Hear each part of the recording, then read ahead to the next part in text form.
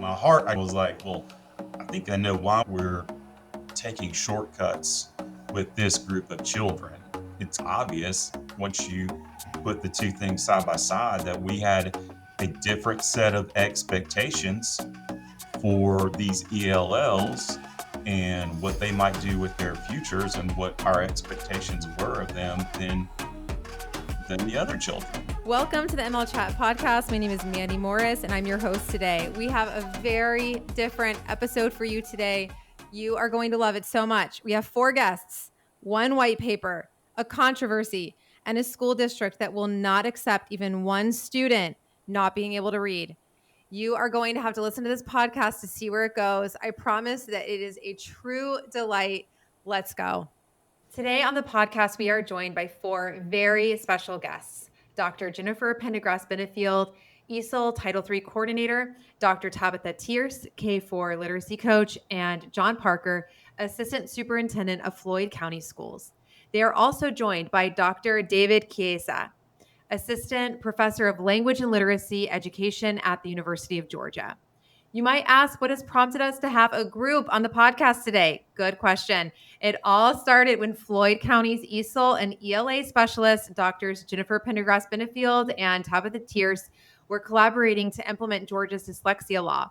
And they uncovered some critical problems in their ESOL program's alignment with the science of reading.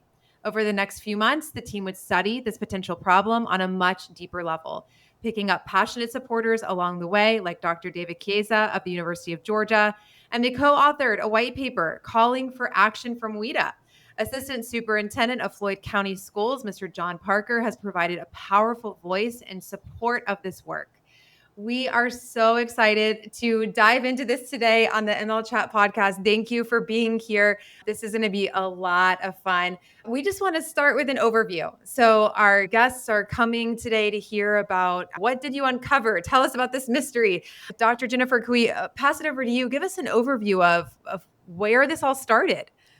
Well, sure. A year or so ago, Georgia passed the dyslexia law, SB 48, and Dr. Tierce approached me and said, we need to look at universally screening our multilingual learners and make sure that we're doing that in a fair way, that we're looking at their developmental progress with learning literacy, and making sure that we're not looking at a test score and identifying that as dyslexia when really they're just developmentally exactly where they're supposed to be in second language learning. So the conversation started there. We came up with a process. After many conversations with many people, we came up with a process to fairly screen those students here in Floyd County. And then Dr. Tierce looked at me and said, okay, so if we identify that a multilingual learner does have tendencies like dyslexia, what can the ESOL program do to support them in a different way? And I've heard Dr. Tierce describe this as there was just a pause. That is that moment of, it was an intense moment of silence because, and after 20 years in ESOL, I'm very familiar with our ESOL standards and assessments. We are a WIDA state. And so I didn't need to pull the standards or the assessments to know that we start at the word level. So in a WIDA state, we teach language words, and then we teach students to use those words in sentences, and then we teach them to use those words in discourse. And those are the WIDA's dimensions of language. So when you look at addressing a student who might have needs similar to dyslexia, a lot of that work happens smaller than a word. And because we were simultaneously going through literacy training together, that stood out as a bigger problem to me. So not just to me, but obviously to Tabatha first. We had sketched out on this big board in my office, Scarborough's reading rope and the areas of literacy skills that students need in order to become a skilled reader. And when I looked at that, all that work that we had done, everything for dyslexia, it fell all over the rope. But everything for WIDA fell only under those comprehension strands, and there was nothing at the word level. And before that, if that training hadn't been happening at the same time, I'm not sure we would have arrived at the same place. But immediately I knew this is not just a disservice to students who might have tendencies of dyslexia, but what is happening with the reading domain in our ESOL program? And really, that's where all this started. And we had several conversations with several people. We picked up Dr. Chiesa. He was so supportive, and he immediately said, let's act. We brought him on board. We all dove in and we ended up publishing a white paper. Initially, we were going to publish here locally, but it picked up some traction, this conversation did, and Language Magazine ended up publishing our white paper, When Worlds Collide, Bridging WIDA and ESOL Programs.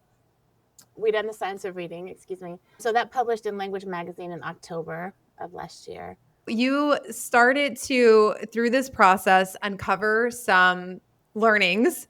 And then you had the immediate, I feel like educators were like, okay, let's solve for this thing. And then this long pause of, wait a second, we have maybe a bigger problem here and we don't know how to solve for this thing yet. So, Dr. Tabatha, you're a literacy expert for K through 4.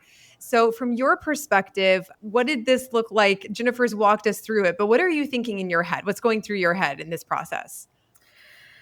So in the beginning, it was really difficult for me to even understand that she wasn't where I was. This is a learning progression that we both had to walk through. And so I'm waiting for her response because I'm thinking, surely there's an answer, and she's just choosing the correct words to use to describe this to me. But I'm thinking we've got to figure this out because these are our students and we both have the same goal. And without this collaboration, we're working really against each other.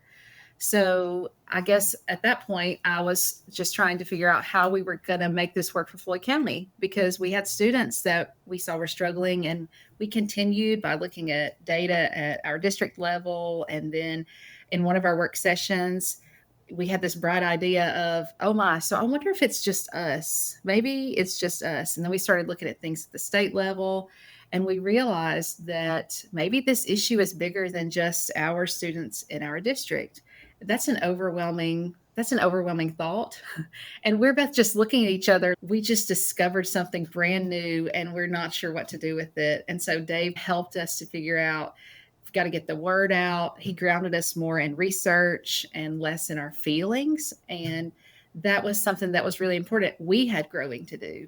And in order for us to grow, we had to get the right information. And in order to get the word out, we had to get the right information. So I learned an awful lot about WIDA and the ESOL world. So we were growing together in different ways, but I really have to credit the collaboration of our group because it took each of us bringing what we knew to the table.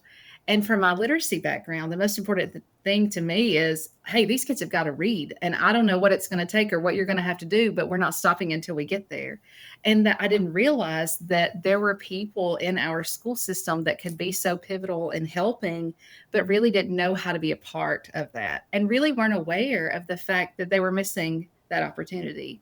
So I guess the next part for us was just working on what we can do here so that we could get the impact for our students within our classroom. And we drug in our Assistant Superintendent, Mr. Parker, and he was like, oh my, we are all about kids reading in Floyd County schools. So let's definitely figure this out. So it became really a problem that I couldn't ignore. I don't think any of us felt like we could ignore, and that it was bigger than just our students. So that opened things up to more work and a more meaningful process, really. So I want to lean for a moment on Dr. David, how did you get involved in where was the connection made? How did you get immediately involved? They needed more research and a connection, but how did you learn about the work that they were doing together? Yeah, first of all, Mandy, thank you very much for having us here today. We really appreciate you taking time and space for us. Thank you for being here, all of you. Jennifer and Dr. Pendergrass and I actually are really good friends. And so one day she goes, Dave, can we have a conversation, please? Me and a colleague, we actually have a PowerPoint for you. I go, oh, okay, share with me. So we scheduled a time, we met, and as they were talking through their PowerPoint, AKA what we just heard, I kept saying, and what about this? And so I was almost thinking 3 steps ahead of what they're going to say. And they kept saying, just stop. Let us just get through this presentation. I'm like, I agree with you. I see where you're going because I understand the flaws within WIDA's theoretical framework. And they're like, what? I go, basically, WIDA comes from a systemic functional linguistics perspective. And if you look clearly at the theory and match what they actually do, there's a disconnect between them. And so from that disconnect, we all agreed, oh, now we see it. Now we can come together and we can actually move forward and try to support not only teachers in different spaces within the community, teaching community, but also the academic area. Now we can make those bigger connections there. So that's how I came in. It's, hey, can you just listen to us, to, oh my gosh, let's work together. I love it. That's fantastic. And I want to go deeper about what you had just said about the theory versus the application with WIDA. But before we go there, we just need to hear from Mr. Parker. It's so cool to have a superintendent, one, here, and two, really involved. This level of collaboration is just incredible. And I feel sometimes, coming from a background in ESOL myself, you feel like, is anybody listening out there? And the collaboration between the literacy department and East, and I love Dr. Tierce said, we talked to Mr. Parker and he was like, okay, yeah, kids got to read. Let's go. Let's do it. So tell me, Mr. Parker, how did you get involved? What were you thinking? What was your response when you're hearing from your colleagues? Both of these brilliant minds are on my academic team, and they've been working together for years. And you would think, okay, naturally their paths would cross and these theories would have bubbled to the surface, but they didn't really until the dyslexia law was passed and we realized, oh, wait a minute, there's a real chance that when we start this diagnostic testing that all of our ELLs are going to be flagged as dyslexic. That was the light bulb, I think. And then, of course, they eventually started working together to figure that out, and wizards with PowerPoint presentations. And they know, hey, Mr. Parker, like he's got a lot of things he's in charge of. He's an expert generalist, but he doesn't know, he's never done a deep dive on WIDA. So we got to make him some pictures. And they made some great pictures in their PowerPoints. They really did. It's very convincing. And there's one slide in particular that was just extremely powerful. It's kind of like a trap door you fall through in the middle. I don't know if they planned it that way, but it was.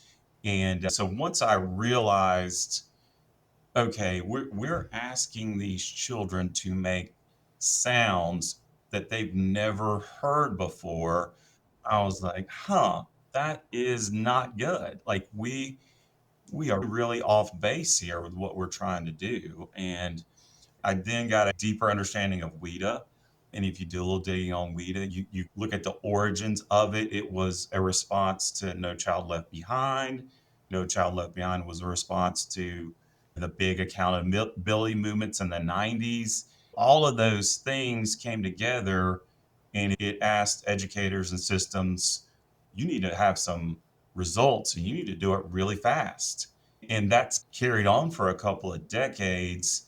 And balanced literacy was born out of that. You can get some pretty quick results with balanced literacy in the early grades, but then you hit a wall when you get to about the second grade and you got to multisyllabic words are befuddling these children. And I wanted to know why. In my heart, I was like, I think I know why we're taking shortcuts with this group of children. It's obvious once you put the two things side by side that we had a different set of expectations for these ELLs and what they might do with their futures and what our expectations were of them than the other children. And when we got to the end of the PowerPoint, I think their question was, how far do you want us to go with this? And I was like, you take it as far as we can take it. I know Jennifer knows just about everybody in the ELL world, and she immediately, along with Tabatha's help, just started putting this in the faces of people who could help us. That's my involvement in a nutshell in the beginning. Yeah, I really appreciate you calling out the systemic differences in expectations and that this was really about addressing that. But I think what a lot of people are going to walk away from is that if you want something from your superintendent, you need a really good PowerPoint, Oh, without a doubt. pictures. Pictures, Got to highlight that. pictures, graphs always help. Oh, Always help. so good. Dr. David, I want to go back to you and talk with us a little bit more, unpack. We know a lot of teachers that have gotten into this space of ML education have potentially crossed over from, I was a second grade teacher and I fell in love with my English learners and I just wanted to switch paths and now I'm an ESOL teacher. Or a lot of educators have come in non-traditional routes to the world of education in the last years. Some people are coming with theory around language learning, language acquisition, if you will. And some teachers are coming at it because they had a really big heart for those students, haven't done the theory work. So could you talk a little bit about the theory that WIDA, the approach behind WIDA, and then the application? When you said the heart is the main word here, and when I think about ESOL educators in Georgia, in the nation, around the world, I call it the bleeding heart profession, because we really do value our relationships with our learners and those different spaces. And so I completely understand where you're coming from. And WIDA, bless their hearts, as we say in the South, they have done a great job, not gonna lie, they've done a great job integrating what's called systemic functional linguistics. And according to Rebuttal, I'm going to quote something here. In this theoretical tradition, language is defined as a resource for making meaning rather than as a set of rules for ordering isolated grammatical structures.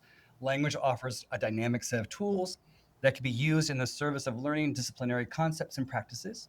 And the theoretical perspective assumes that we use language for particular purposes, with particular audiences in particular social cultural contexts. And that is beautiful. The issue is it comes from SFL.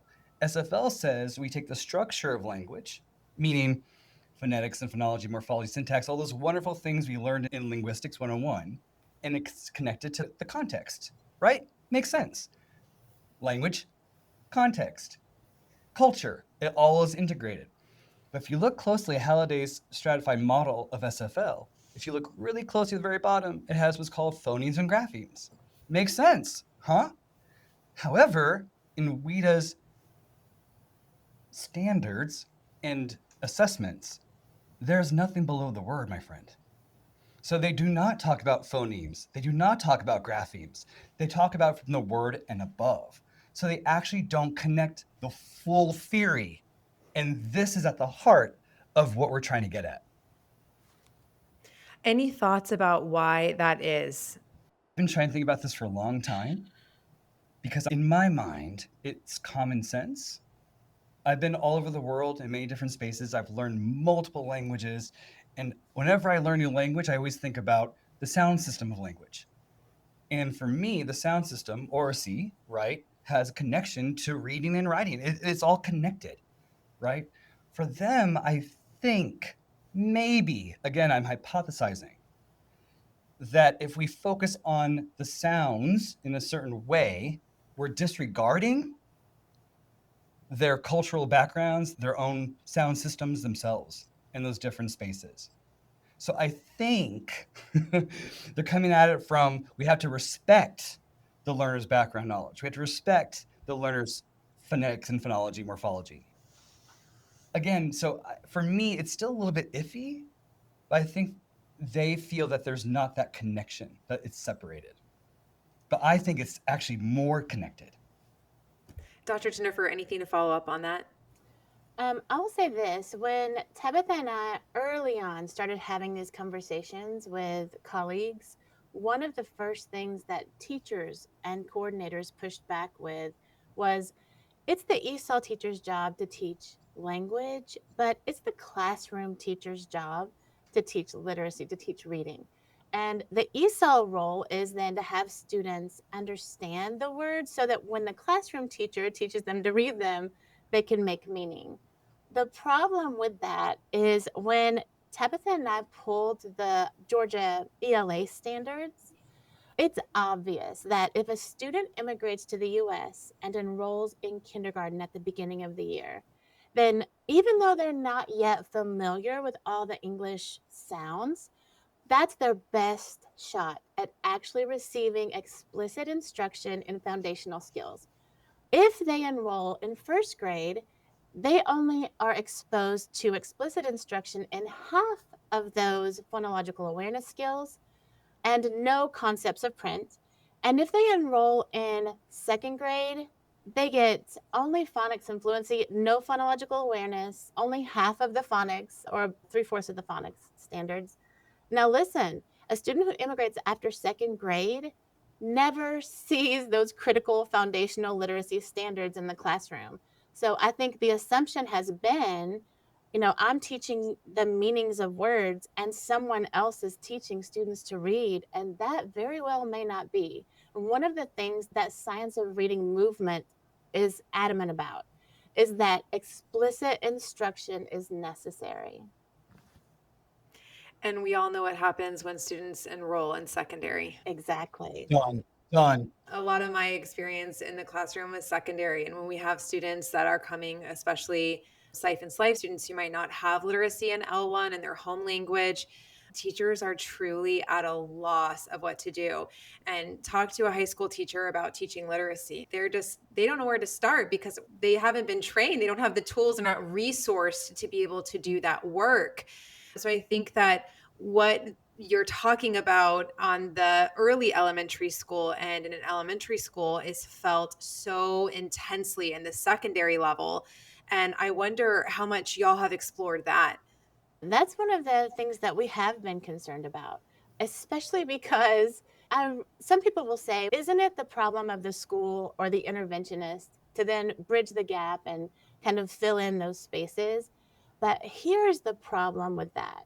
Students K-12 are expected to learn to read as one of those domains in WIDA, listening, speaking, reading, and writing. And actually, a couple of weeks after we published the white paper, Tim Bowles, at least then, executive, I can't remember now that I can't remember his title, but one of the leaders of WIDA, one of the co-creators of WIDA, he did rebuttal and he said, we're actually not planning on adding any sort of foundational skills or additional literacy skills to the standards. But that assessment does require those skills. And what we have now that is published is an admission that, at least for Georgia, the test we use to exit students from the ESOL program requires skills that we do not teach in the ESOL program and that WIDA doesn't have any plan of integrating into the program. Dave? I want to read what he wrote. Yes, please. He wrote the reading domain of the access test. So the reading domain assessed as part of access for ELLs does not measure multilingual learners' reading skills in the content area of language arts, but rather their language proficiency to engage with reading materials. How do you interpret that? Interpret that for our listeners. So what he's basically saying is that we're actually measuring engagement, not reading. So reading is not a part of what they're measuring, but it's a language proficiency test. Proficiency is accuracy, fluency, and complexity of language within the 4 domains: reading, writing, listening, speaking.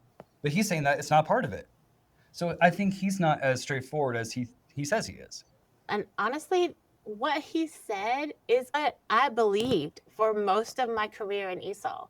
I earned my ESOL endorsement in a WIDA state, and we started right at that word level, and it was always reading as someone else's job.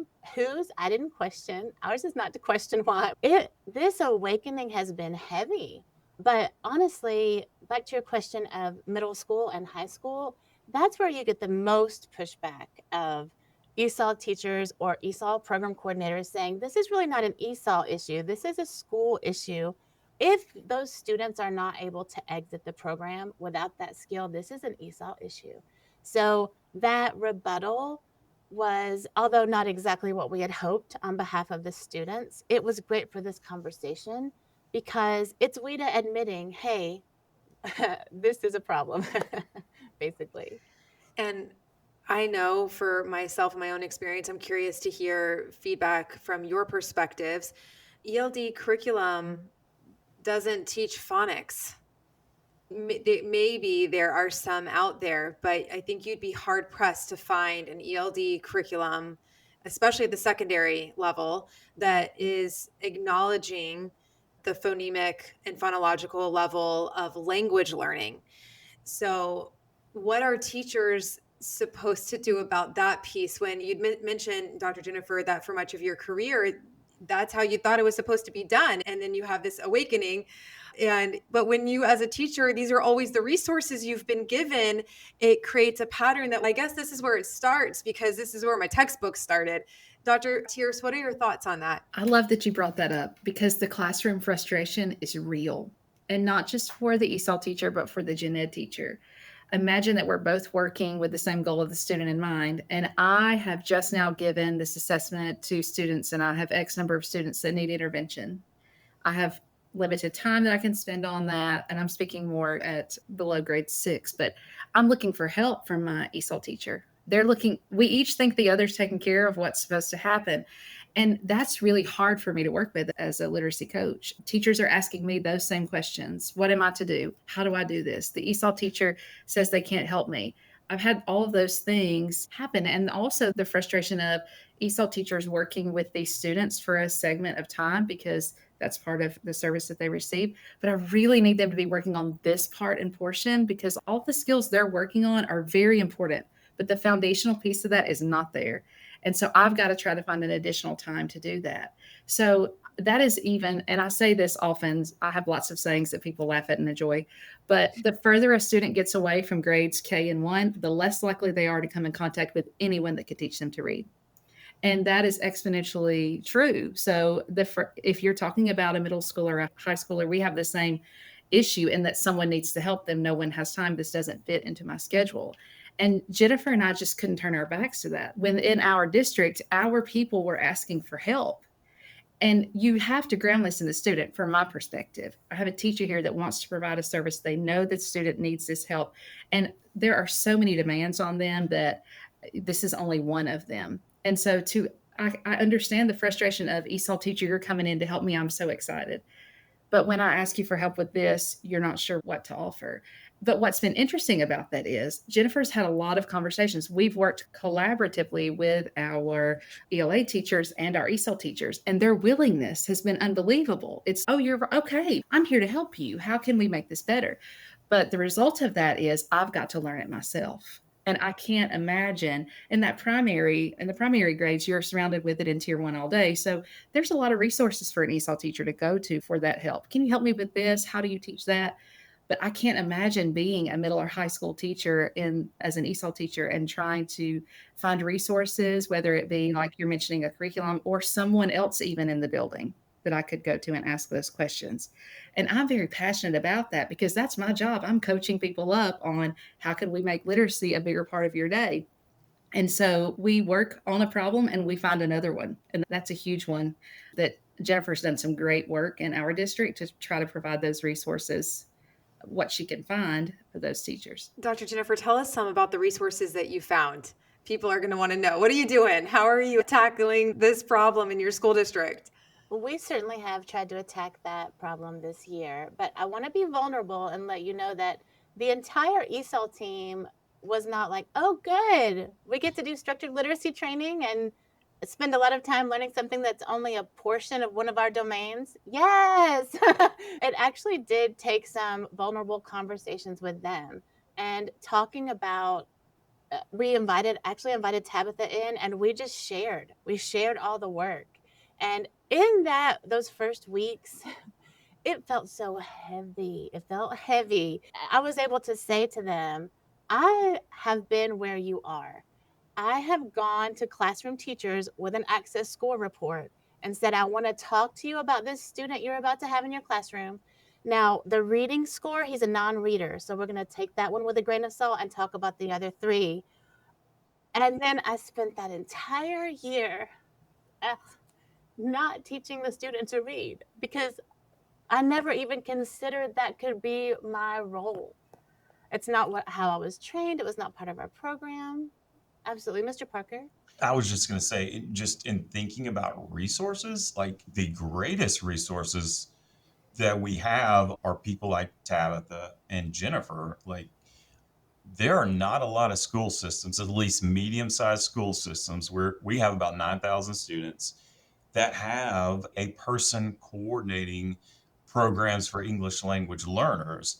And I would say we probably would not either if Jennifer just wasn't so fantastic at her job and she was going out of her way to help train other ESOL teachers. And we were just like, she needs to be doing this all the time. We need someone with her level of expertise on point leading this mission, just like any other program that we have. And the same thing for Tabatha. People are the greatest and most expensive resource. And I don't know how other school systems are getting it done because we're very financially stable here. We've done a great job managing our money. And this time of year, when we start the budget process, I know that I go in and the first thing that I'm going to fight for in the budget are my experts, right? I'm going to fight for Jennifer and Tabatha, and some other things will probably be let go. Like there's curriculum that we won't buy. There's things that are not as important as having people like Jennifer and Tabatha. That's really beautiful. Thank you, Mr. Parker, for sharing that with us. Anytime.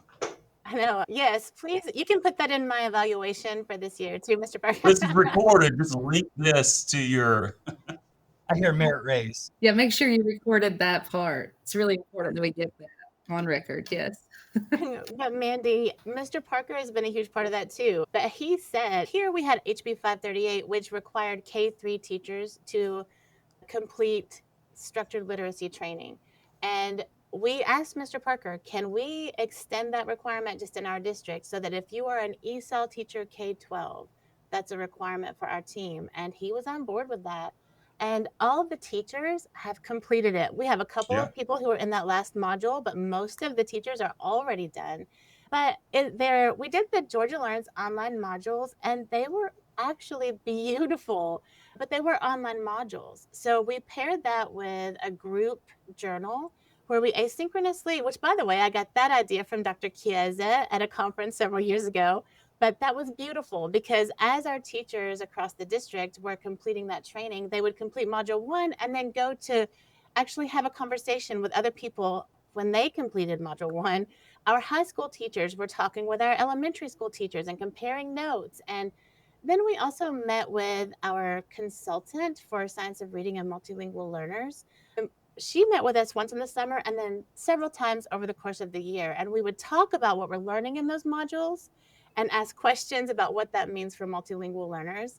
And those conversations started out maybe a little nervous, quiet, unsure, and lots of doubtful questions. So when I say I'm being vulnerable, this is where we started. Lots of teachers saying, I have a student who needs foundational literacy skills, but I served them in a 10th grade push-in biology class. How am I supposed to do that? And that how am I supposed to do that in August felt impossible. And we just had our last meeting with Dr. Linda Cavazos was our consultant. I don't know if I said that, but we had our last meeting with Dr. Cavazos just a couple weeks ago.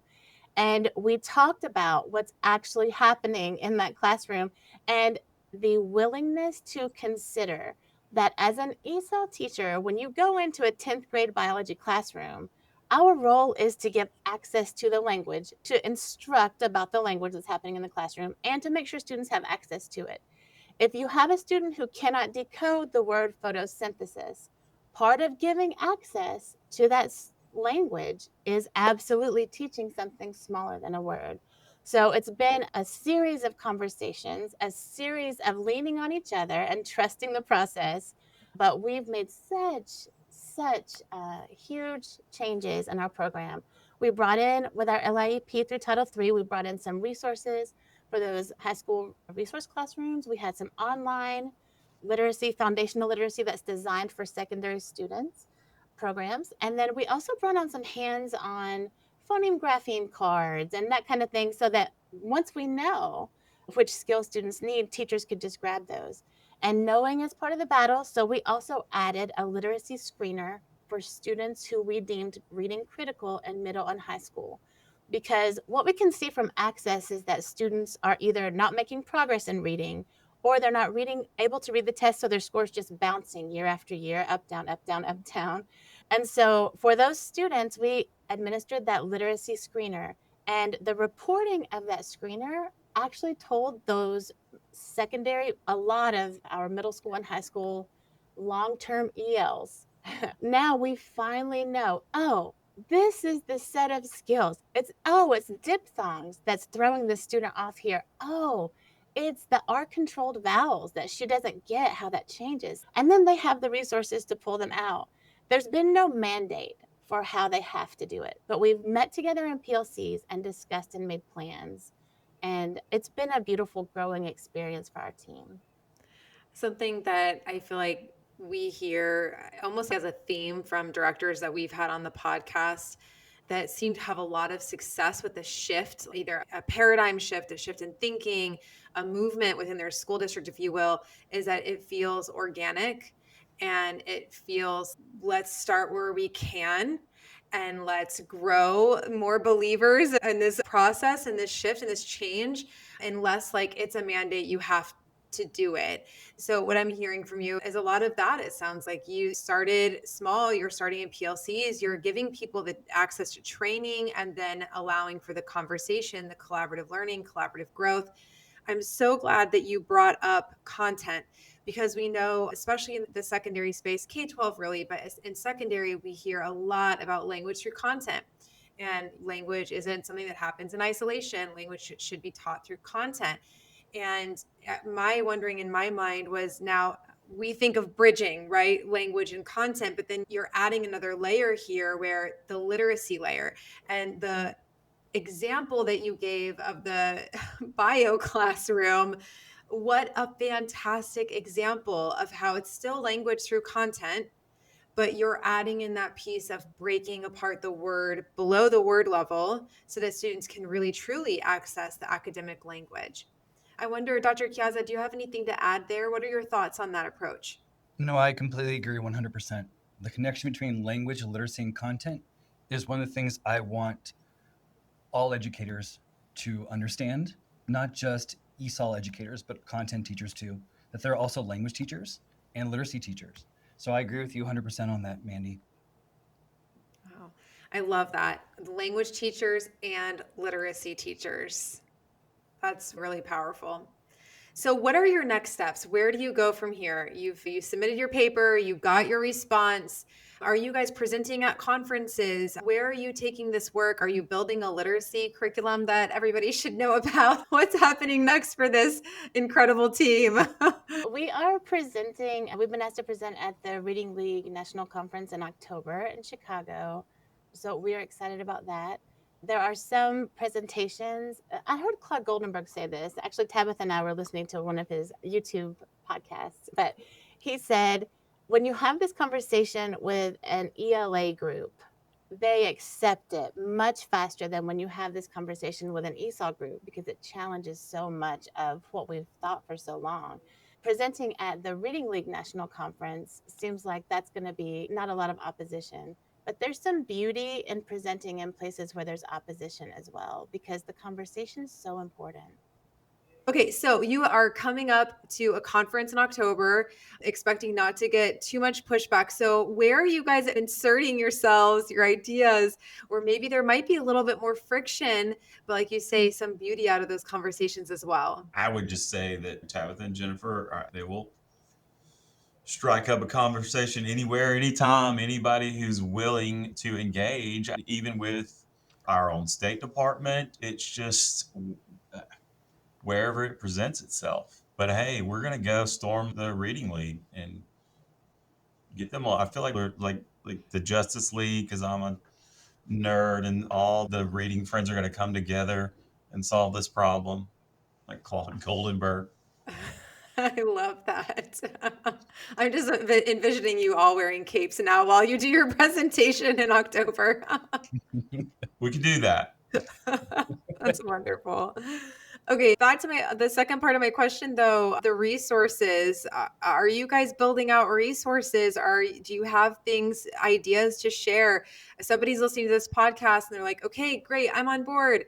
I believe in this work too, but then now where do I go? How can you illuminate that path for others who are listening that don't know where to get started and maybe don't have a network like you have here to work with?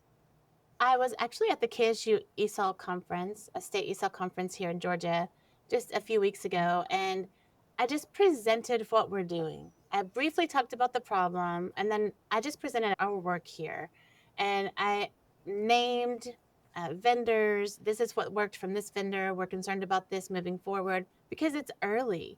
We haven't found all the answers. We just know we're making first steps in the right direction, or we hope that we are. We don't have a schedule of first do this, then do this, but the things that we've worked and tried. And honestly, there have been lots of lessons for me along the way as a coordinator of our team. The screener, for example, when we adopted that screener, it gave us beautiful answers to what skill students were missing, but it was time consuming. We had to open an additional testing window. Students were missing time out of the classroom. And then now that we've been through it, I can say, oh, not that fluency is not important in middle and high school, but that test takes a long time because you have to narrow down exactly what grade level a student's reading at. Do those teachers need that information, or how often do they need it? Do they need it every 3 times a year in middle and high school, or is that excessive? So I think, and even with our structured literacy training, I was speaking with someone, Vanessa Cataldo from Carrollton City, the other day, and she said that they also made it a requirement for their ESOL teachers K-12 to get structured literacy training, but only some of the modules, so that it was more manageable for those secondary teachers, which I don't feel like that's a bad idea. I think we're all learning as we go and sharing. But I would say reach out to us in Floyd County Schools, reach out to people who are doing similar things where you are. We exist in the TESOL world too. Yeah, be flexible, right? Find a process that works for you. Be flexible to pivot, to adapt.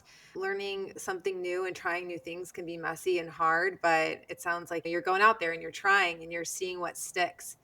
Dr. David? Yeah, the thing that I wanted to say was I work with a lot of pre-service educators, in-service teachers, literacy specialists. We have one of the only online literacy specialist EDS degrees in the state of Georgia right now.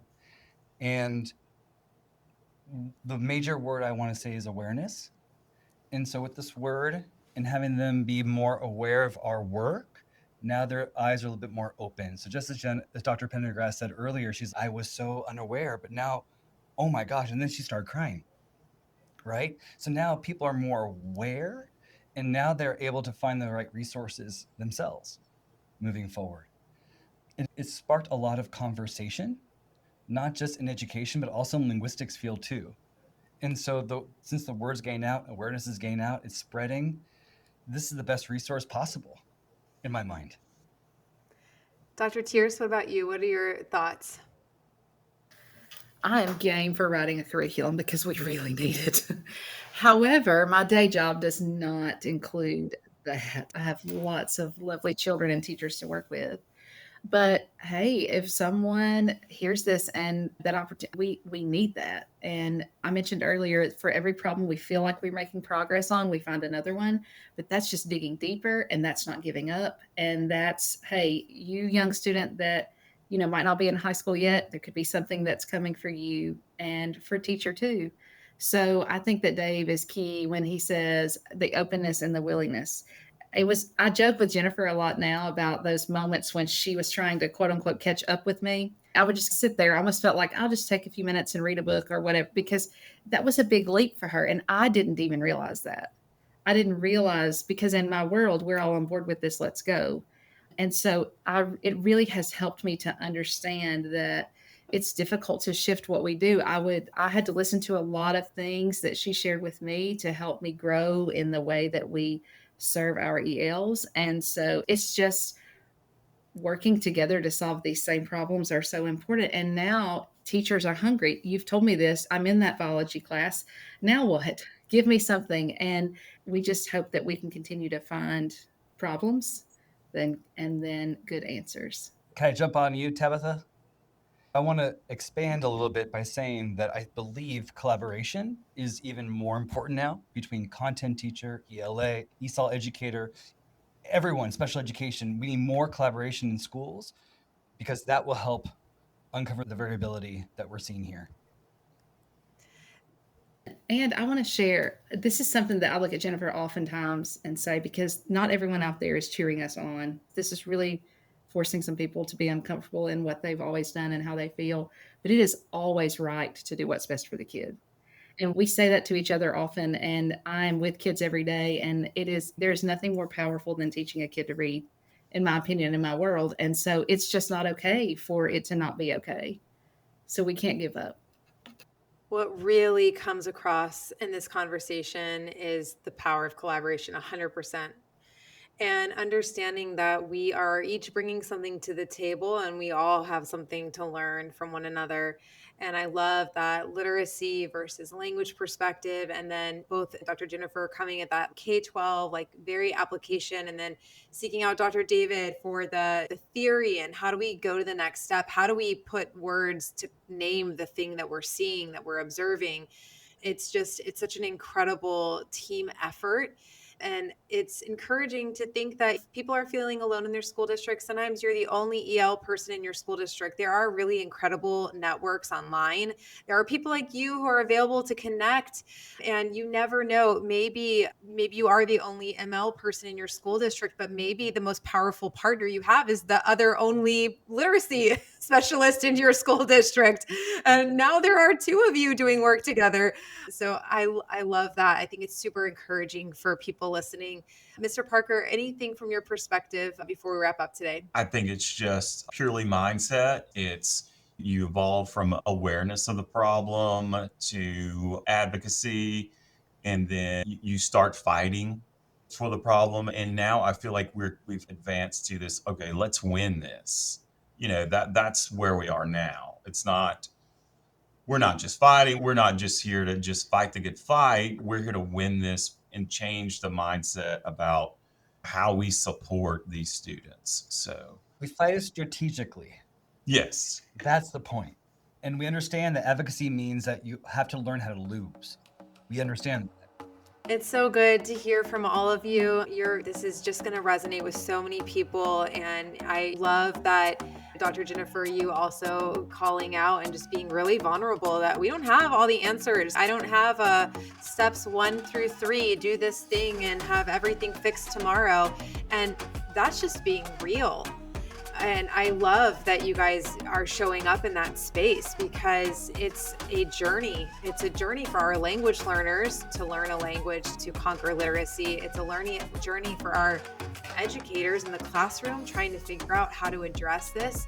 And I love to hear from your district level position, your thoughts, like you are also on your journey. And that's just really powerful. So thank you each so much for being here. This has been such an amazing conversation today. I'm so thankful that you took the time to be here.